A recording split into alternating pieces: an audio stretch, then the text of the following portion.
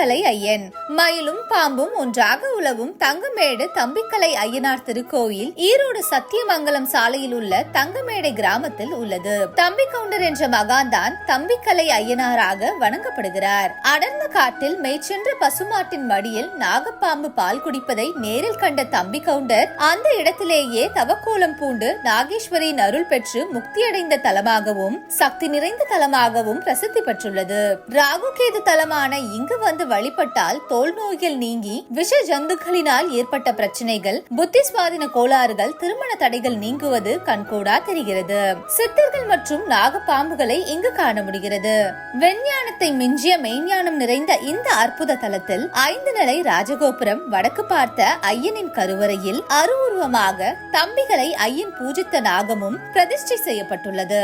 1820ஆம் ஆண்டில் பிறந்த நூற்றாண்டுகளுக்கு மேல் வாழ்ந்தவர் ஐயன். ஆங்கிலேயர் பதிவேடுகளில் தம்பிக்கலை ஐயன் ஃபாரஸ்ட் என பதிவாகியுள்ளது.